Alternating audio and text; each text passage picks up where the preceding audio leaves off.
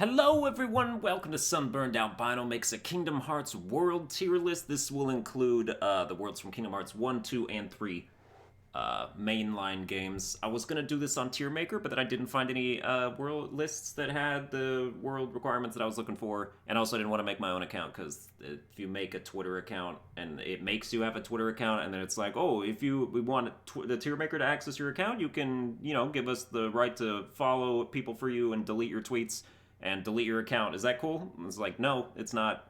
I'm gonna reserve my right to have that not happen. So I'm going to do this super, junky type of way to do it instead. So I'm an MS Paint, and I made a SABCDF. We're doing the tier list right here. I got the list of worlds on my MacBook over there. And what we're basically just gonna do is gonna be like, oh, what's the next world? Oh, it's Kingdom Hearts. That's not the world, that's the name of the game. Oh, it's Destiny Islands, KH1. Alright, let's talk about that for a second, and then when we're done with it, we can just, drag it over to one of these things that you can visualize it that way. So this will be great. Oh, you know what I forgot to do? I forgot to start the music. We got some Cavern of Remembrance in here. One of the better themes. As far as just, wanting to hear it over and over again is concerned. Love the piano. Always love piano. So we got this. Let's start with Destiny Islands KH1. How good is Kingdom Hearts 1's Destiny Islands? Well, it's your introduction to the series. Besides Sora's Dreamscape, which is just stained glass princesses, I guess. But that's for, 5 minutes, so it doesn't really matter. Destiny Islands is your introduction. You get to beat up Selphie, who's just using a jump rope because she sucks, and that's cool. And, you're introduced to the whole cast of characters. It's Sora's home. It's got nostalgia with it. It's got symbolic, sympathetic aspects to it. And you view it fondly, because you're like, all Sora wants to do is go back home, man, and it can't happen. Stuff keeps getting in the way. So, but how's Destiny Islands as a world? I mean, really all you do is get some logs and some cloth and not enough food for a raft trip. And it's basically the extent of it, really. I mean, you come back a little bit towards the end, but it serves its purpose. It's not, supposed to be this sprawling scape where you're doing a whole bunch of stuff. So as an introductory world, I think it's good for A tier in terms of because it's you just want to get back there, and that's what they set it up for, and that's how it should be done. So we'll put Destiny Islands for KH1 in A tier. Next up, should we flip between different games, or should we just go game by game? I want to flip between different games. Kingdom Hearts 2's Twilight Town. Let's see how that one is. Twilight Town KH... Oh, you know Twilight Town? That's my favorite town. KH2. Twilight Town... Alright, so the intro to Kingdom Hearts 2 is... I love it. I know some people don't, because it's long and you're not Sora. But, that's my favorite part, because I love Roxas. Not that way, but... Dude, Roxas is a great character. And I was like, dude, if the whole Kingdom Hearts 2 was just Roxas, I wouldn't have minded that at all. I would have been totally 100% fine with that. But, you spend your time with Roxas doing this very extended... summer vacation homework quest, and it sounds on paper very dumb, but I just appreciated the serenity of the whole thing, because Twilight Town in general is a world that is one of the most peaceful towns they've ever done, and it just seems like a great place to live.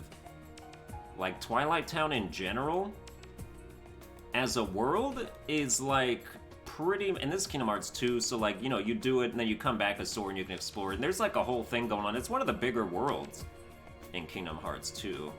So I would put it in, I would put it in S tier. I actually would. I would put it in A tier. I actually would. So we'll have that. These are not going to be in order A tier wise, is Destiny Islands better than Twilight Town? No, there's no order within the tiers, but we're gonna do it like that. Let's just go 1, 2, 3 each time. All right, so the first world in Kingdom Hearts 3 then is Twilight Town. How does Kingdom Hearts 3 start again? I don't remember if it's the first world, but you do get there. Okay, so then, you know, Kingdom Hearts 3 Twilight Town, I guess, is, it's noticeably a step down from Kingdom Hearts 2 Twilight Town. You have less of the area to explore. You know, it's really more meant to just be a hub world that, like, Radiant Dawn well, at least Radiant Dawn was, like, a huge world, though, still, with a bunch of areas in it. Twilight Town's just sort of supposed to be your landing pad, where you don't really do anything in Kingdom Hearts 3, so, like, it fulfills that purpose. Like, it's the new... I guess I'll just repeat myself 4 times and say it's the landing pad for Kingdom Hearts 3. You know, it's where 100 Acre Wood, like, where the book is, you know, it's sort of like the replacement Traverse Town, really, is actually what I meant, instead of Hollow Bastion.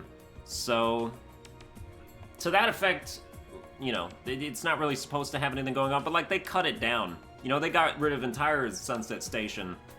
They added this, like, weird sewer section for some reason, and I don't know, like, as a world, like, it's just not very good, like, but it's not... Just put it in D tier, it's fine. Like, it doesn't matter. The fact that they have the bistro is cool. Okay, you know what? For the bistro, we'll put it in C tier. Because that's basically, like, what it's for. It's, like, for stuff like that. For extracurricular activities, like 100 Acre Wood and the bistro. So, Twilight Town KH3, C tier, I think that's fine. Next up, we've got... I should delete these things as we go through them so I don't get confused. Alright, next up is Traverse Town for Kingdom Hearts 1.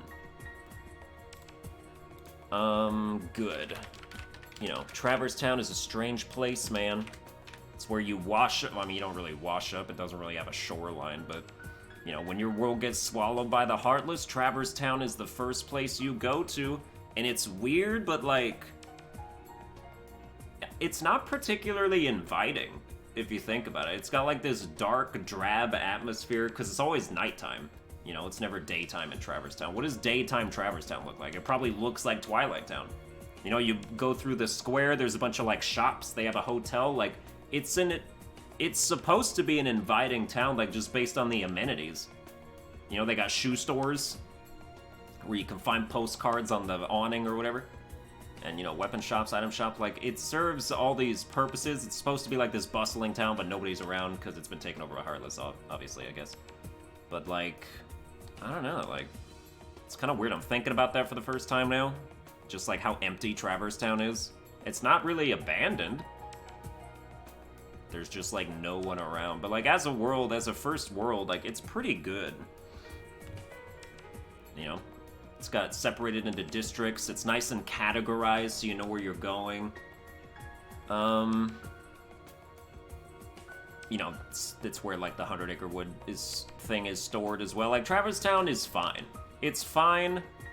It's basically as fine. It's probably a little more fine than Twilight Town KH3. So, like, I put it in B tier.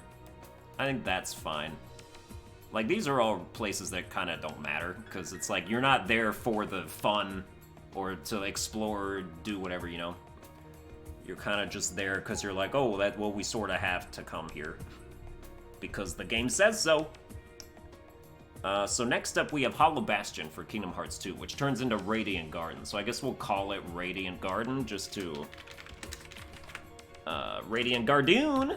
Just to, you know, assuage any confusion. I'm not sure if that's a word, but I've heard it. A word that sounds like it, and now I use that word and think I know what I'm talking about. Radiant Garden Kingdom Hearts 2 is... Dude, it's big. It's probably one of the biggest worlds in Kingdom Hearts 2. Kingdom Hearts 3 is the one that's now known for, like, the huge worlds. But as far as scale goes for KH2, like, it's doing well.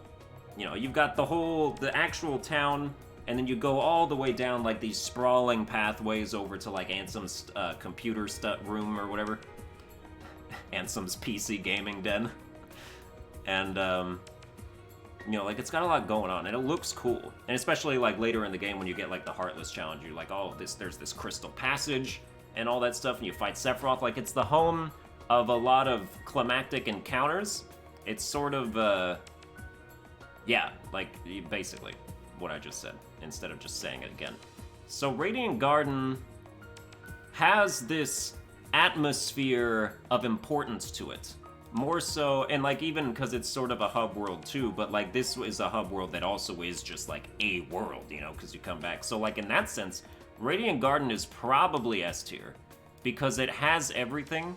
Its importance can't be understated. Like when you go there, you're like, oh, some shit's happening right now. And yeah, I mean, like you do everything there basically. You fight so many people, and they added Cavern of Remembrance to it in the 0.5 or whatever. So that's also good, and this is where the data fights are held. Like it might be the most important world in Kingdom Hearts series history. So I think you pretty much have to go S tier on that. So that's cool. Let's delete Traverse Town and let's delete Hollow Bastion. Next up is Olympus for Kingdom Hearts 3, which, I mean, it's Thebes and then there's Mount Olympus. They're the same thing, so just like Thebes, Olympus. Dude, learn how to type. KH3. I really wish you did not take up 2 slots. Why are you gonna do that? Oh well. Dude, this is a great intro world to Kingdom Hearts 3. It, emphasizes the scale at which that you're gonna be doing stuff for the whole rest of the game. Like, it's huge! It's the biggest, you know, it starts off and it's like the biggest world you've ever been to in Kingdom Hearts history right out of the gate. And then like all the other worlds after that are like almost as big. And some of them are even bigger. So it just really is just like, you know, scale is a big part of Kingdom Hearts 3. Like, they're going big. So this world is a great example of that, and it really does it well. It's beautiful. The effects are amazing when, like, the Rock Titans throwing rocks at you and they explode and you can see all the individual, like, pebbles come out. And then when it starts raining and you're, like, climbing, you're scaling the mountain, or even when you're just, like, you know, traveling through, like, ruined Thebes with it's on fire and all that stuff, like, it's a spectacle. Everything about it is a spectacle, and it feels just like a whole new breed of thing. You can't overstate that, really. So I think this is probably also S tier. I think that's as good as you can expect a world to get, really, is when it's just like one of the worlds that you go visit and then you're like done with the world and then you don't really come back. You know, it's as good as a one-off world can get, right? Because Radiant Garden's not a one-off world, you come back there all the time, because it's all that stuff. But for this category, like, yeah, that is super solid. Next up we have KH1's 100 Acre... Kingdom Hearts 1's 100 Acre Wood. You know, the 100 Acre Woods, it's like, does it even matter, really? But they are basically rankable. Do I just need to, like, push this out some more and then it won't be? Oh, that's how you do it. Okay. That's what I should have done here. Damn, is that what I'm gonna do here? Can I? No, don't do that. I've only used this program like once. I don't really just leave it. We don't need to do that. But we got 100 Acre Wood, Kingdom Hearts 1. Of the 100 Acre Woods, 1 is maybe the best. Maybe 2 is better. But I mean, 2 gives you better stuff. Does it? Dude, I don't know actually. They're kind of comparable. Like they're pretty close. And then Kingdom Hearts 3 is just like, oh, you want to do this for 20 minutes and you're done, whatever. So, and that's fine, because it's like, we're done with 100 Acre Wood, like, why even put it in there anymore? But I guess, you know, Sora and Pooh's friendship is very important.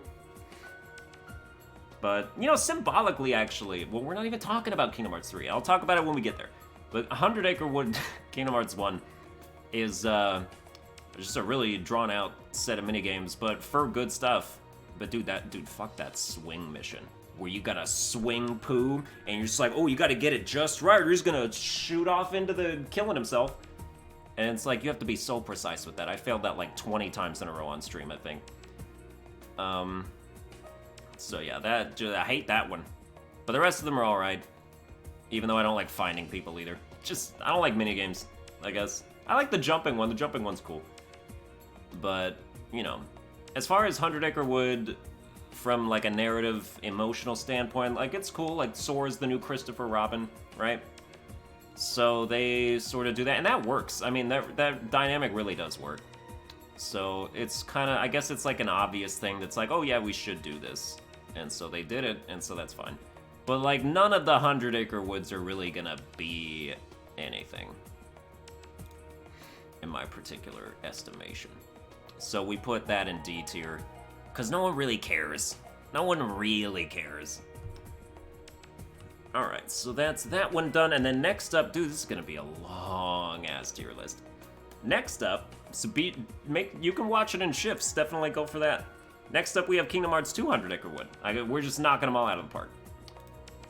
Alright, 100 Acre Wood, KH2. I feel like the minigames are more tolerable in the second game. So that, at least, is positive.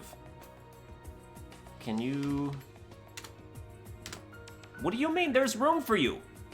Oh, there you go. Alright. The minigames are better. You get a Keyblade out of it that in the original thing is really good. Didn't they, in the 0.5, they nixed some of the Lucky abilities? So, like, 100 Acre Woods, the Honey Keyblade in Kingdom Hearts 2 doesn't do that anymore? Or in the Final Mix version doesn't do that anymore? Or is that Kingdom Hearts 3? I mean, I know Kingdom Hearts 3 doesn't do that anymore, but still.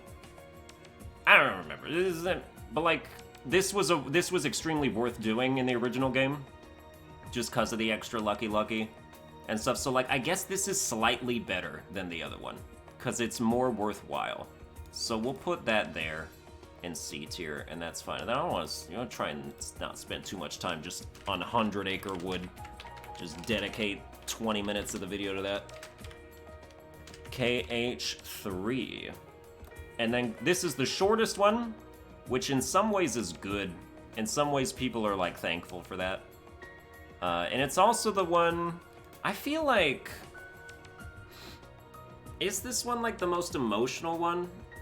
I don't know, like, despite the fact that it's shorter, it's also kind of sweeter for that, because you don't get super tired of the whole thing.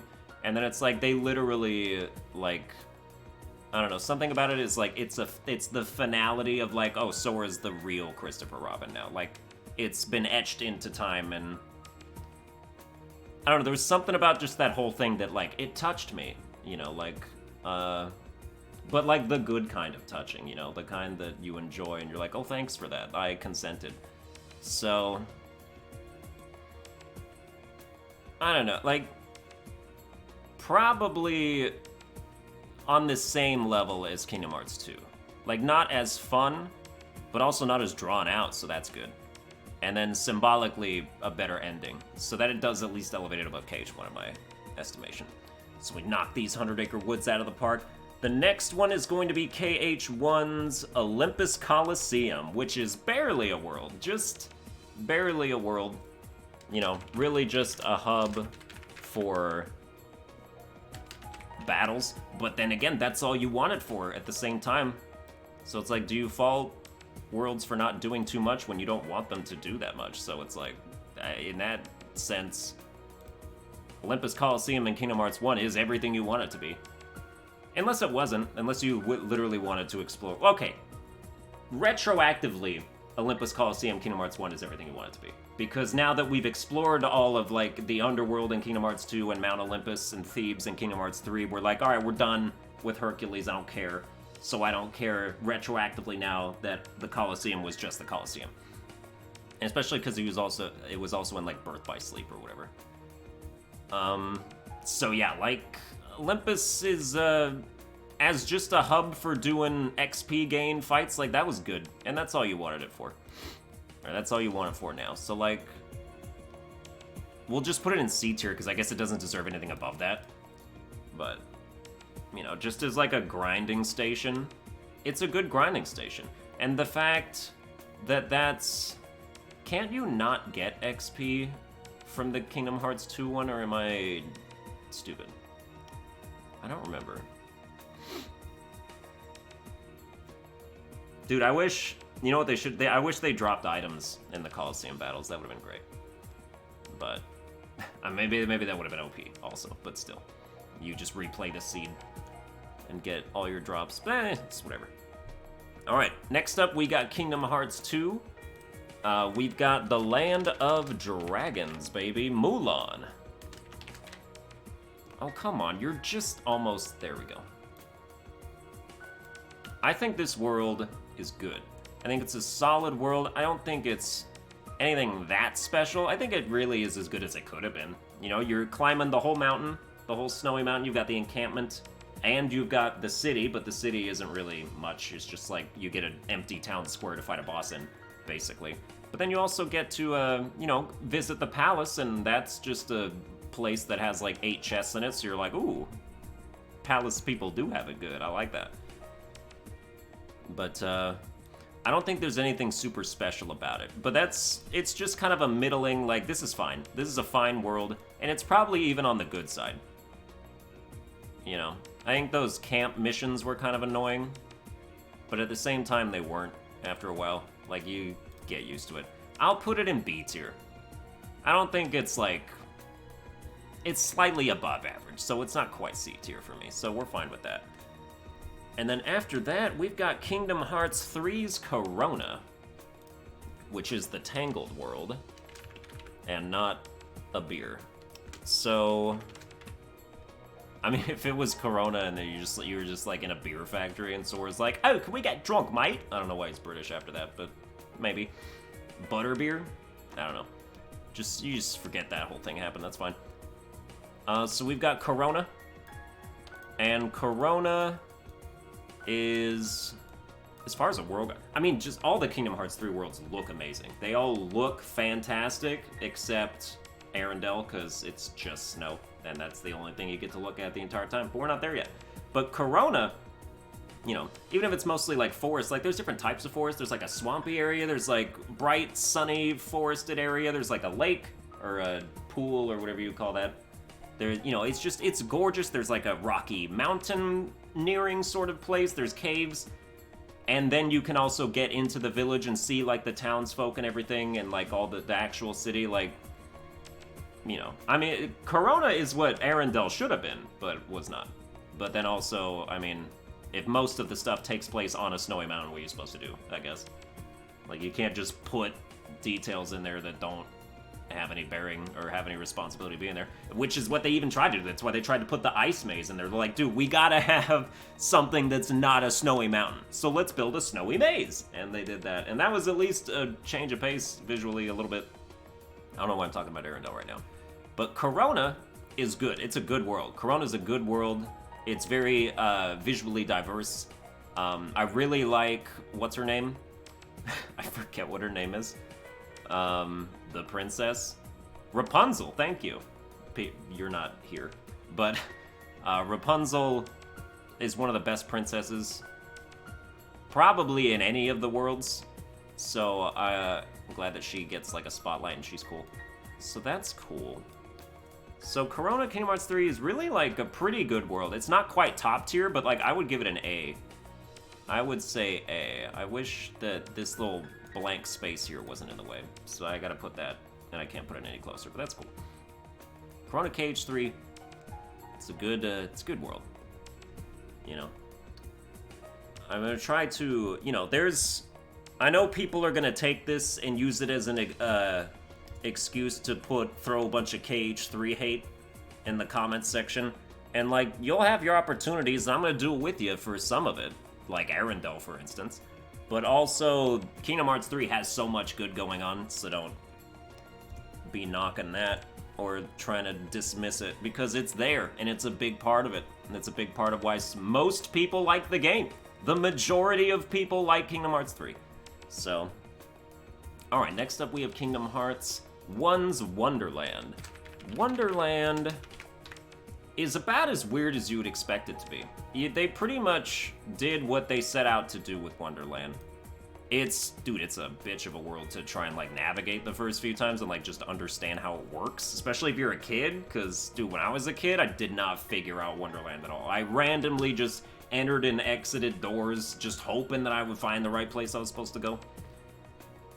But when you're a kid, you're pretty much doing that with every world, even if it's very straightforward. But yeah, Wonderland is cool. It's fine. I like how they have this whole evidence thing, and then you can just totally decide that you don't care at all. And you could just pick one piece of evidence that's like right outside the door and be like, you know what, I'm done. This is all that I need. They're like, are you sure you don't want to get like 4 more boxes? Like, nah, 1 box, 20% chance to clear my name? That's good for me. I'm a gambler, man. I like to roll those dice. So, yeah, you can really speed the process along there. And you get the Blizzard spell anyway, so it doesn't even matter. Yeah, there's nothing really wrong with Wonderland. It's probably like a B-tier world as well as like Land of the Dragons for me. You know, better than average. Not nothing. Not worse than average, so yeah, like that's fine. Next up we got Kingdom Hearts 2's Beast Castle. Beast Castle. Here's an idea. Click and do the thing. There we go. Now, Beast's Castle is something that I don't think maybe many people expected when Kingdom Hearts 2 came out, because it's like, alright, Kingdom Hearts 1 had the Beast. I guess it makes sense that we would go visit the Beast's world, but it's like, it's just a castle. So, and there's so many castles already that, you know, you might have been like, alright, we really need a 4th castle? But it turned out that it was okay that we had a 4th castle. Because even though the world itself is not really anything special, like, it's still fine. There's really nothing wrong with it. It's kind of small, but that's, you know, it's a castle. Like, that's fine. It doesn't overstay its welcome, I guess is the praise that you could give it. So, that's, yeah, like, it's quite alright. Like, there's really nothing more to say about it.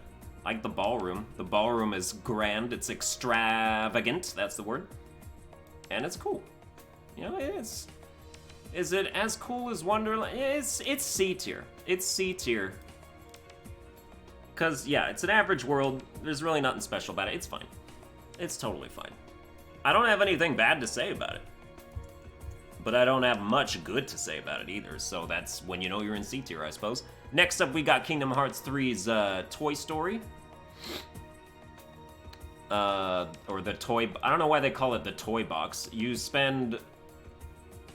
never in a toy box, actually. Why did they call it the toy box? You're in Andy's room, or you're on the street, or you're in a giant mall. Like, does all that take place inside of a toy box? I don't think so. But I guess we'll call it the toy box. No, I'm gonna call it Toy Story, because F you, bro. I call things what I want to call them. My nose is itching constantly right now. Love it. I think, you know, this was probably one of the worlds people were most excited for, just conceptually. It's like, Toy Story, yes. Finally, Toy Story. That's all we wanted was Toy Story. I don't think there was even a hint of Toy Story in any of the other games. So, finally we got Toy Story.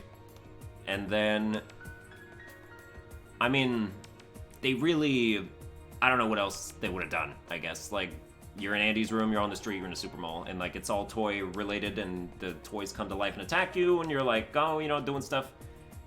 Like, it's big and it's fine. I don't really like the mechs. I think the mechs were kind of annoying for me. But I guess it's a cool idea that in practice I could have done without.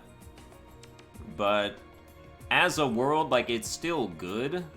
And as far as just how it looks, I mean, every world looks amazing, like I said, so it's sort of the floor for Kingdom Hearts 3 worlds is way higher than the floor for any other Kingdom Hearts world, franchise world, because it's just like, you know that they've made it to a certain scale and they've made it beautiful, and so anything, like, as far as content goes, like, even if it's sort of barren, you still have, like, you're starting at this higher level. So I think you pretty much just put it in B tier with that on the horizon. Yeah, like, yeah. Like, I don't think it's Corona level. I think, because I just didn't enjoy it that much. I enjoyed it fine. But it's like, I wasn't, like, stoked or anything. Or really, you know, in awe of anything that was happening. I guess, so I guess B tier is fine for that. Next up, we're going back to the KH1 section, and we got Deep Jungle. We're almost done, and by almost done, I mean, we're not even close to done. We're not even a third done, I don't think. And we're 28 minutes in. Strap in, folks. All right, Deep Jungle, but I got nowhere to be. I got nowhere to be, and I love talking to myself. with other people's listening implied. So we're good. Dude, this is everything that I want. Deep Jungle KH1. You know, they never did Deep Jungle again. Was like, could they only get the license for the first game? Or do they just not want to come back? Because I feel like they could have done more with Deep Jungle in later games. Because you've had the jungle, and then you could have had all of England. Like, if you went back with Jane to wherever she came from. Like, there could have been stuff to do, but then maybe that still would have just been like, oh, that's basically the same as, like, Neverland a little bit. Or even Port Royal, really. So, yeah, I guess. But just kind of like a different vibe to it. So yeah, Deep Jungle, one and done. I guess that's alright. As far as the world goes, it's pretty annoying to traverse. It's super annoying. Like, even if you're just playing it and you know what you're doing, it's really annoying to just go through the motions and like, oh, now I have to go to this place, now I have to go back to this place, now I gotta go all the way back to this place. So it's kind of a slog as far as the world goes. Like, I think the narrative is fine. I think the character's plot relevance is okay. But I think it's... I think when you go back and play Kingdom Hearts, I don't think this is one of the worlds you look forward to playing. I think it's just kind of in the way. So I will put it in C tier. Maybe I'll put it in D tier. Yeah, let's put it in D tier. Let's be bold. Let's be brave and bold. Deep Jungle. So. Also, the Stealth Snake is a stupid boss. It doesn't die when its health runs out. It dies when it decides it's ready to die. So, next up we got Disney Castle.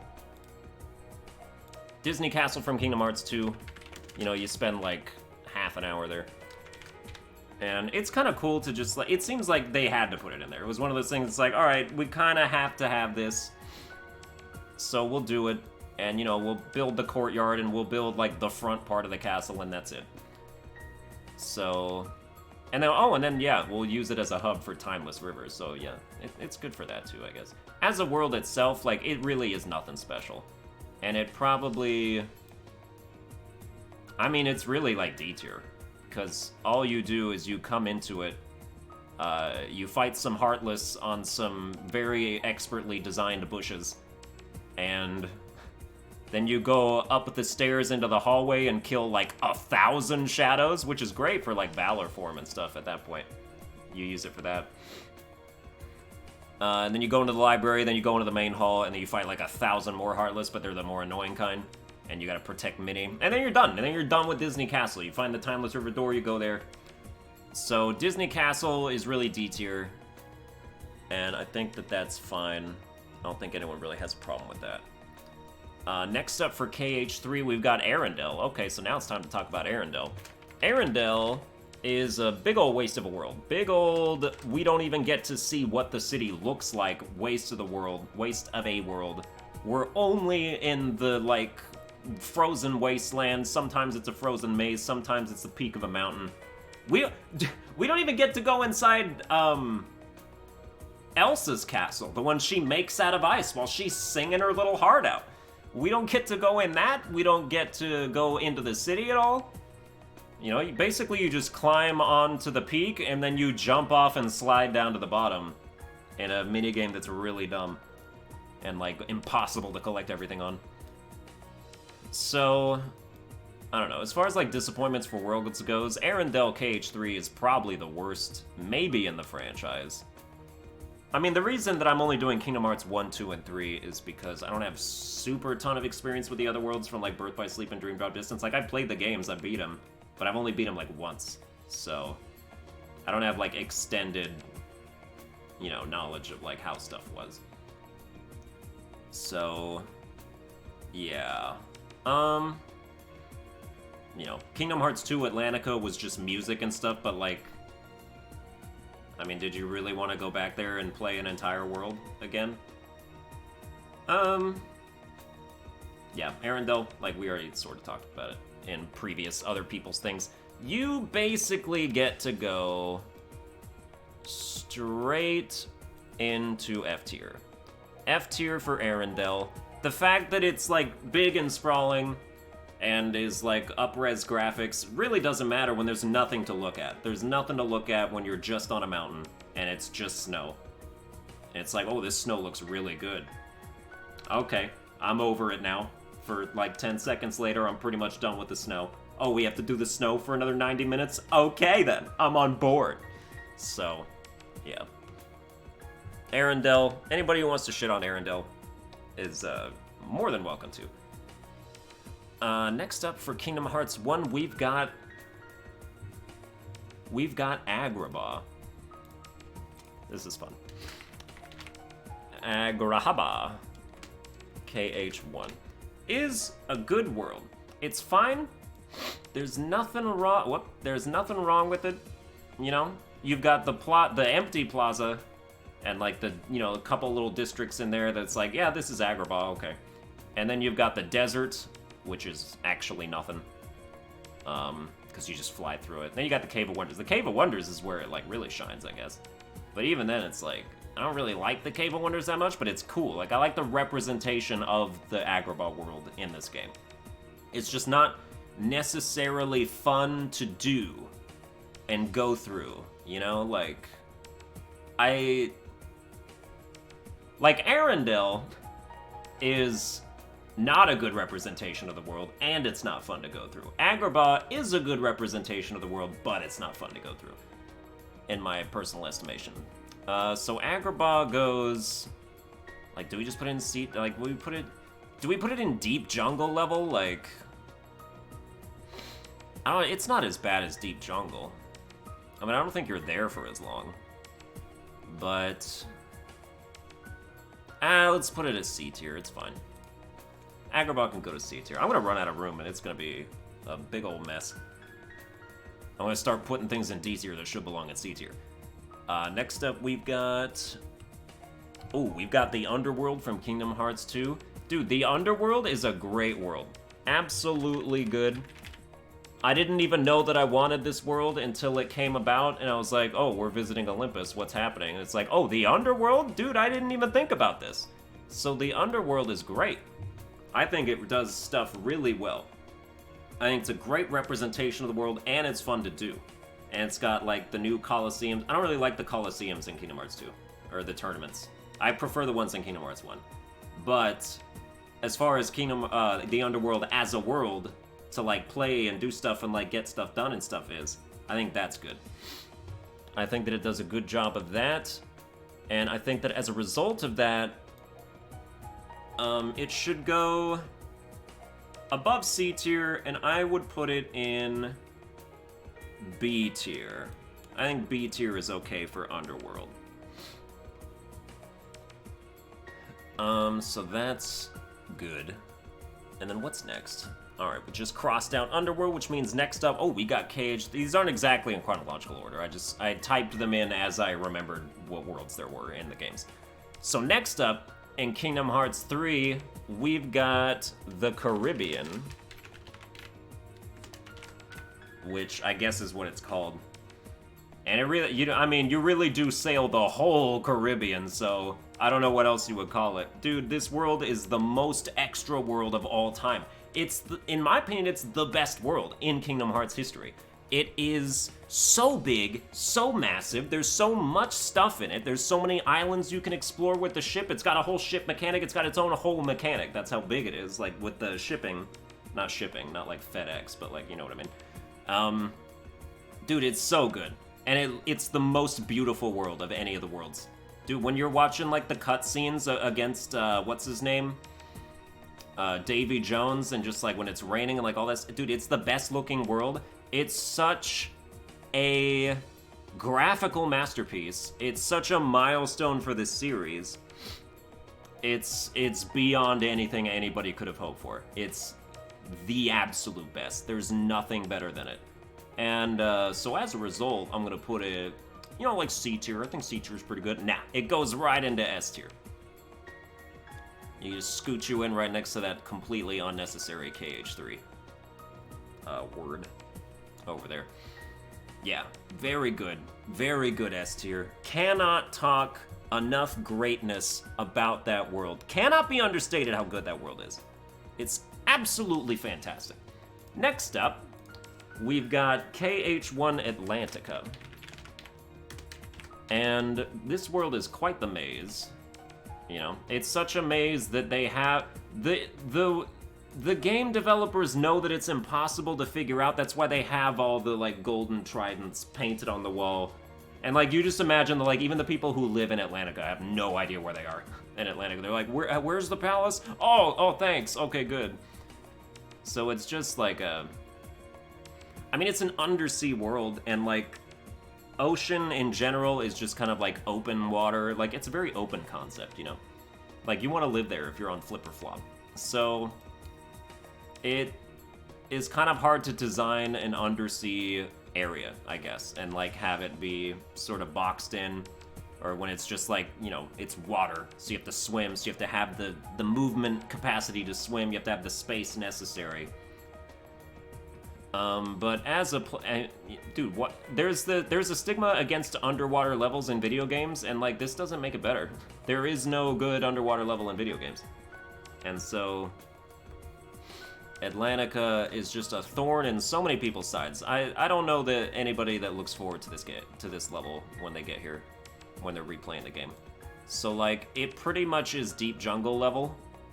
I wouldn't say it's F tier though, because it's, like, serviceable at least. You know, I think it goes there. So we'll do that, sure. And then next up, we've got Kingdom Hearts 2's Timeless River. Just a little mini world for fans of OG Disney who basically are not alive anymore. So not really sure who this is for. It's for the people who work at Disney. They were like, you gotta put this world in Kingdom Hearts. And they were like, but everyone who would like this has been dead for 30 years. No, you gotta do it! And it's like, they're like 90 years old. There's so many 90-year-olds playing Kingdom Hearts like, yes, my childhood! So, but, you know, I mean, as someone who basically doesn't appreciate any of it, just because I'm not a child of that era, but, like, I get, you know, it's like, it's where Mickey comes from, it's his roots, I get that, Steamboat Willie and whatnot, like, that's alright.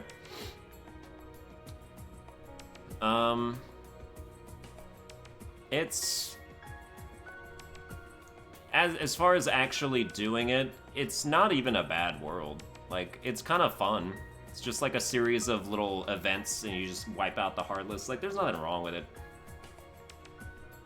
I would put it in, like, C tier, probably. Even though... dude, stuff needs to stop going into C tier. I'm gonna have to start, like, really changing the font size. Alright. Timeless River is done. Hey guys, not to worry, there's only 15 more worlds to go. We're almost done. Dude, 42 minutes? Alright, cool. Okay, I just did Kingdom Hearts 2, which means the Kingdom Hearts 3 thing is next. So up next, we've got Monstropolis. KH3. Now, this world is not my favorite. I think... but that's really only because, like, I'm not really a fan of Monsters, Inc. Like, I watched Monsters, Inc. 1. I didn't see the second one. Or I didn't see University, if that's different than the second one. Is there 3 of them? But... so, like, I don't really have any sort of love for this world. But, like, going through it, I'm like, okay, yeah, I recognize all the locations. They look good. And, like, it's cool what they've done with, like, the doors thing. They really captured the scale of that. I think they probably could have gone even bigger and, like, or better, or more, original, I guess, and just, like, had you go through a bunch of different doors that actually led to, like, different areas of the world. Like, you know, the monsters go in the door and, like, they end up, like, where? Like, Nepal or anywhere. And they scare the dude, and it's like, they could have had these connecting, like, routes that were just, like, these super random locations, and I think that would have made that cool. But as far as what they actually did... There's nothing wrong with it, it doesn't really speak to me. So, I would put it in B tier, just because, like, I can recognize it's, yeah, I mean, basically is the same deal as, like, Toy Story. Pretty much exactly. So we'll put that there. And then if you're a really big fan of Monsters, Inc., you probably liked it. So, I don't know. I don't know what to tell you at that point. Like, good job. Thank you for liking it. You're more than allowed to like it, so that's cool. Alright, Kingdom Hearts 1, we've got Halloweentown. Now, this is where I would say that Kingdom Hearts 1's worlds really get super good. I think this world is really good. I think the costume is cool. I think it's got a lot going on. You're in the square, you go down, like you go all the way to Oogie's Manor, and the Oogie's Manor's really cool. And the bosses are good, and it's just a good world in general. The characters are good. I like how in Kingdom Hearts 1, it really seems to matter that you're there, like, and that the plot of the world is really related to, like, the main plot, too. And in Kingdom Hearts 1 in general, they were just way better about doing that, whereas Kingdom Hearts 2, it was just like, oh, come here and participate in something that's got nothing to do with your actual goal or main story at all. But, you know, they really tied it in on this one for Kingdom Hearts 1, so that was cool. And I would put that, like, if any Kingdom Hearts 1 world belongs in S tier, it's probably this one. So I will do that. I will say Halloweentown, you go into S tier. Good for you. And then the bridge of my nose can just keep on itching. I don't even care, man. I embrace it.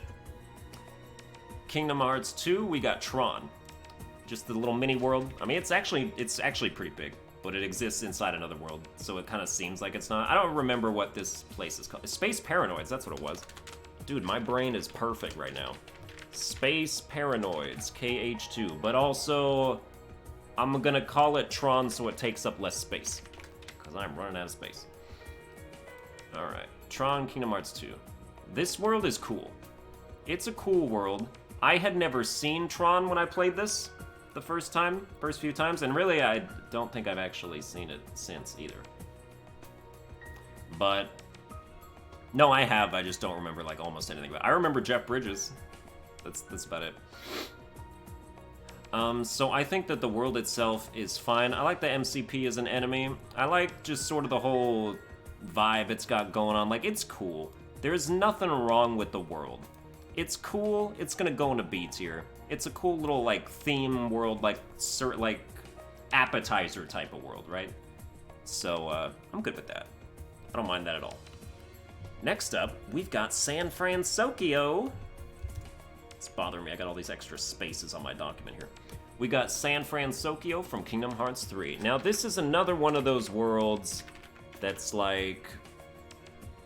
I mean, you sort of wonder what else they could have done with San Fransokyo besides what they did.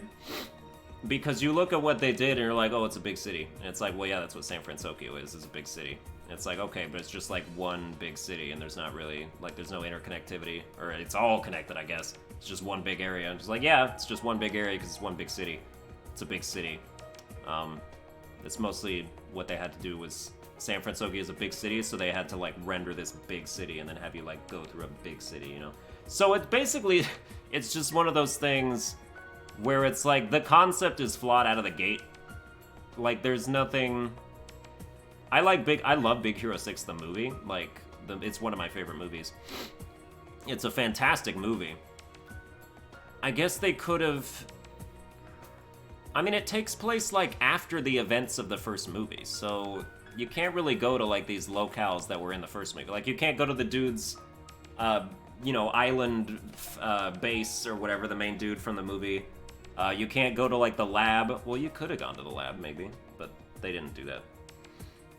Where, like, he first shows off the dark cubes, and then if they get on fire and his brother dies and whatnot. So, I don't know. It's like they did just, like, a city thing. I think it's cool that we're, like, part of the team in Big Hero 6. It's like, oh, well, we're Keyblade Hero 3. Yeah, okay, get out of here. Sora, you're not... I mean, you're way better than all these people combined, but, like, let's not... That doesn't work for you. So... I don't know. I mean, the fact that they built an entire city is pretty impressive. But it's also just like, it's just a city. And they limited themselves, really, just by choosing this world. Like, this is a very popular movie, so it's understood why it would be in here. Same with Frozen. It's like, the ones they put in here because they're popular, they didn't do very well. Even though I don't like Frozen, but I love Big Hero 6. And also, I think more people like Big Hero 6 than Frozen, maybe. Probably not, but... You know, Frozen was that cultural phenomenon that no one's gonna give a shit about later. Except they're making a second one! So yeah, I mean, as a world, like, it's not it. At least it's a city. Like, at least it is representative of the world, whereas Arendelle is not representative of the world. But San Fransokyo is like, oh, this is San Fransokyo. Here you go. It's a big old sandbox. Enjoy it or don't, but even if you don't, at least, like, we made it to scale and whatnot, and, like, it's accurate. So I guess you put that in D tier. Next up would be Kingdom Hearts 1's Monstro. Okay, we got Monstro from KH1, which is a world that doesn't have... I mean, you're inside a whale, and that's gross. And you just kind of go through the chambers. And if you're inside a whale, there's not a ton that can be done about what the world actually looks like. Because it's just like, oh, like, it's his innards. Like, that's pretty much all that there is to do. It's like a mini world, sorta. But it's not bad, but it's not good. It's a little bit bad, but it's not good. I would put it in D tier, I guess. Like, it doesn't bother me. Some of the worlds in D tier bother me. Like, Deep Jungle bothers me. Monstro doesn't really bother me. But, like, if you're just looking at it, and you're like, oh, Monstro. Like, no one's like, ooh, Monstro, you know? So, I guess it goes in D tier. I guess that's okay. And then next up, we've got KH2 Pridelands. Now, this world is one of Kingdom Hearts 2's better worlds for me. I think it's really cool to just the whole lion aspect. I think they really did the best they could have done with this world. And what they did was really good. So that's not like they, like, crippled themselves or anything. It's that they took a good concept that was destined to work pretty well, and they made it work pretty well. So, like, that's as good as you can really expect. Dude, I love lion form. I love the combos of lion form. You jump in the air, you press X, and then you just, like, mash square, and then you do so much damage with whatever that ability is. And also, you just run so fast, and, like, how fast you run makes it seem like the world's not as big as it is, but it's huge. Pridelands is also, like, it's the biggest world in Kingdom Hearts 2, maybe. Actually, probably by a lot. So, yeah, forget what I said about Radiant Garden being the biggest world. It's Pridelands. Yeah. I think... Would I put it in S tier? Yes. I think I would. Or would I put it in A tier? Because, like, I mean, you can only be here with lion form, which means you don't get to, like, really... But lion form's really fun, so, like, that's sort of better than your regular form. Okay. I'll put it in S tier. Pridelands, you get to go into S tier. I need some more A tier shenanigans. I'm gonna run out of stuff. Okay. KH3 has way less worlds than these other games, but that's because they're way bigger. So, yeah, I guess we'll just keep going. So, like, there's only, like, 2 things left for Kingdom Hearts 3, and they're not even really big things, so we're just gonna gloss over them a little bit. Kingdom Hearts 3's Keyblade Graveyard is a world that is left to do. And the deal with this is that it's really just a barren wasteland that is the scene of many, many, many, many, many boss battles. And that's all it's meant to be, and that's all that it is. And it's not really anything. You know, I mean, you could have had the entire, like, boss battle synopsis of everything that happens in the Keyblade Graveyard. You could have had that in like a Wendy's bathroom, and it would have been the same. It would have had like the same impact and stuff. So like, this is like the most barren backdrop you can imagine. So like, you might as well just had like a green screen behind the entire action, and nobody would have cared. Or would have had the same stuff. So like, as far as the world, it's pretty much like a Wendy's bathroom. And so it basically goes into F tier. Like, that's all it is. Like, anything would have served the same purpose. So, yeah. Alright. Next up, we've got Kingdom Hearts 1 Neverland. And Neverland, you know, they call it Neverland. It really isn't Neverland. It's just Captain Hook's ship. That's the world. So, you know, already false advertising. That doesn't score very many points on my account. But, you know, being in it, it's annoying that, like, you can fly, but you can fly in the most cramped world in the game. What is, like, that's so counterproductive. Like, you think about that, like, all these, like, super narrow passageways, low ceilings, and you're like, you can fly! All you have to do is believe that the walls aren't here! And then, yeah, it's like, there's, like, why fly, though? I can walk. I can walk from here to there, and it's the same as if I flew there. So, until you get outside the ship, and then you can fly in, like, a, you know, circular circumference around the ship for, like, 100 feet. It's like, oh, cool, I get to stretch my legs. It's like being let out of prison. It's like a prison yard, basically. It's like, oh good, I'm gonna go pump some iron. I'm gonna go, you know, stretch my flying legs. I'm gonna go try and fly directly into the water and drown just so I can get out of here. Is that okay? So, yeah, but like, the world itself isn't, you know, like the narrative is cool, the monsters are cool. Captain Hook boss fight is cool. Story's cool. I said narrative is cool already. But you base it like it's sort of really is D tier if you think about it. Like, you can fly, but you can't fly. You can't go anywhere. Dude, imagine somebody's like, I will grant you one wish. And your wish is, I want to be able to fly. And they're like, okay, I'll grant you the wish to be able to fly, but you can only fly inside your own house. Like, does that excite you? Like, I don't think that excites you. That scenario is rife with jokes. Like, there's a lot of gold there, that's cool. But then you overdo it if you just say all of them in a row, so we're gonna move on. Next up is, after I delete Neverland, we've got Kingdom Hearts 2, we got Port Royal. Port Royal. Pirates of the Caribbean, the first time around, dude, it's got some weird graphics for, like, Kingdom Hearts 2, but, like, it doesn't, I bet, like, when it first came out, you're like, oh, this is cool, it's sort of gritty. Like, it doesn't look that good, but, like, you know. Dude, compare Port Royal Kingdom Hearts 2 with Caribbean Kingdom Hearts 3. You're like, damn, did we jump like 50 years in time with technology? Because Jesus Christ, looks amazing and horrible.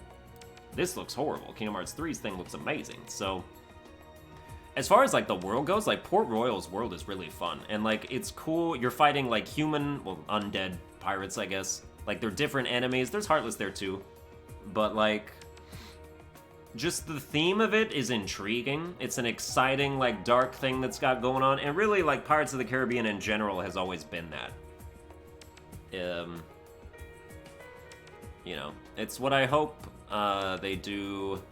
Like, if Kingdom Hearts ever does any sort of Star Wars thing, like, I hope it's sort of like Pirates of the Caribbean, where, you know, it's not overly cartoony or anything. It's sort of, it's like real, you know? So, you know, not that I even hope that they do, but like, if they do, that would be the best case scenario. So we got Port Royal, and Port Royal's a good world. I think it's good. I think it's probably A tier, I would say. I think everything it's got going on, I wouldn't quite put it in S tier, but I'll put it in A tier, mostly because there's way too many things that are not in A tier right now. So we got that going on. And then, oh yeah, we already did Keyblade Graveyard. And then Kingdom Hearts 3 is basically done. Like, the only other thing is there's, like...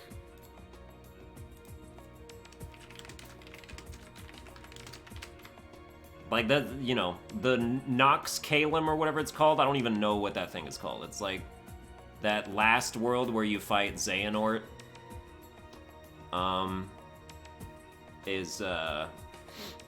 It's not a place. Like, you just do one boss battle there. That's it. And I'm pretty sure, you know, the DLC, the Remind DLC is going to revisit there, and then maybe it'll become more of a full-fledged thing. It looks like a full-fledged thing, like, just with the environments and whatnot.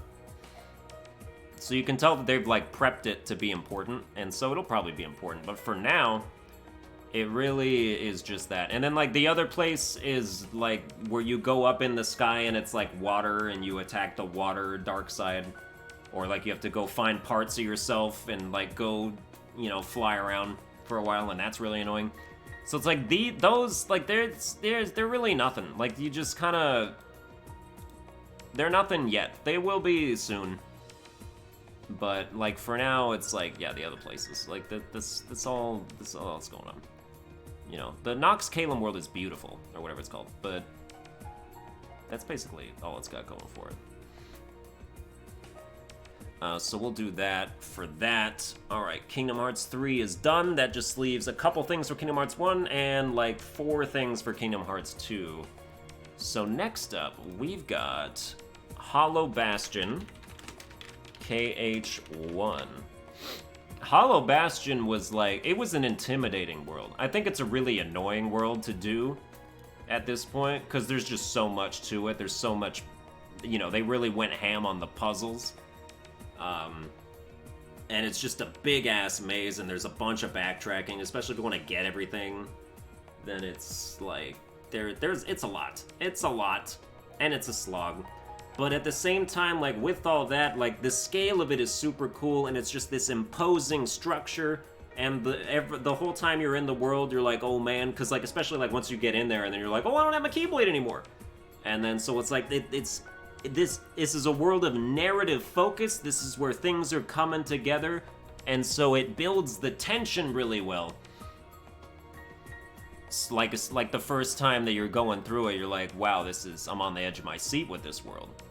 So I think you have to give a respect for that. You definitely do. So I would put it in A tier as a result of that. I think because the puzzles are annoying. If they weren't annoying, it would be S tier. But I think you gotta put it A tier. I don't think quite S tier. So, but then there's so many battles. And then like, you fight Maleficent, you fight Riku, you fight Maleficent again. You fight Riku again.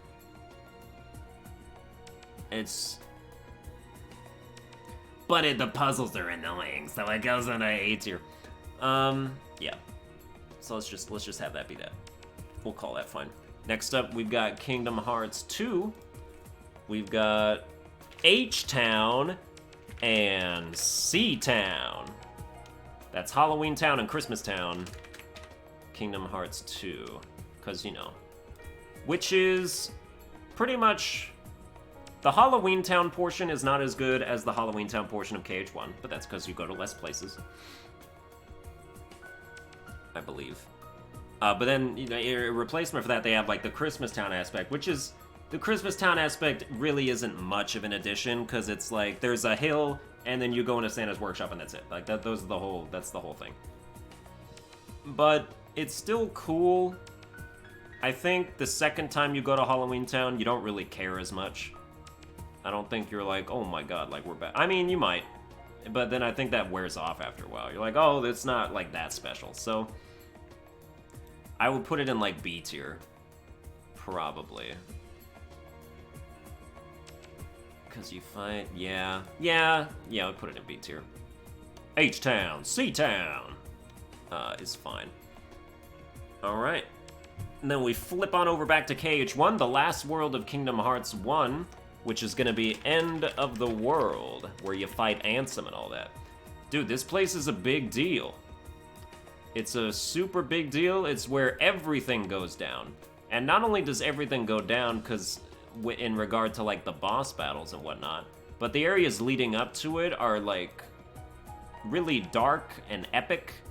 And it's sort of like Hollow Bastion minus the puzzles.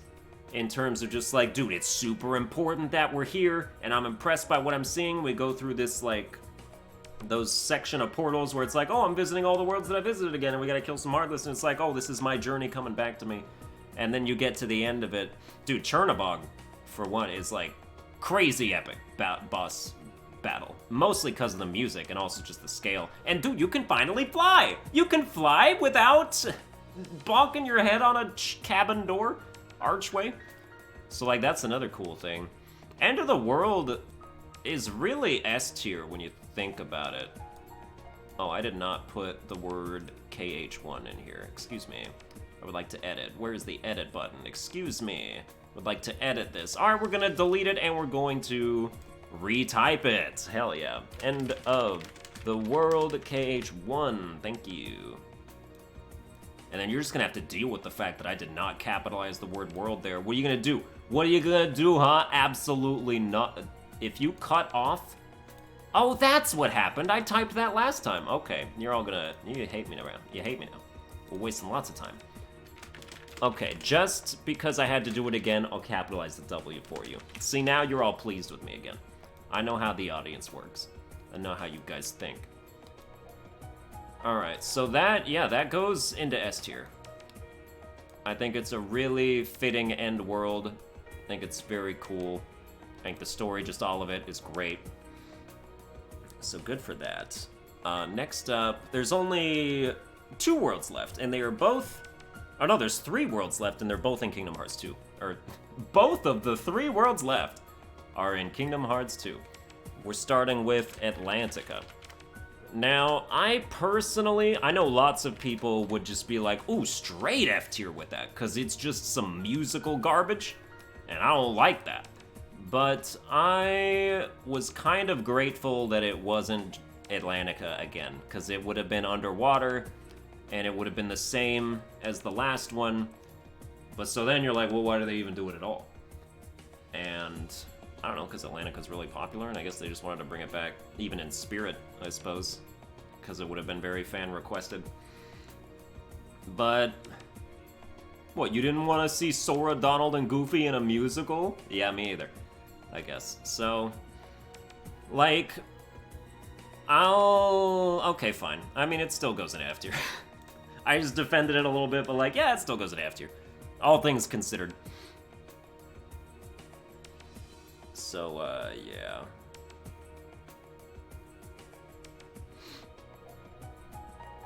I guess that means...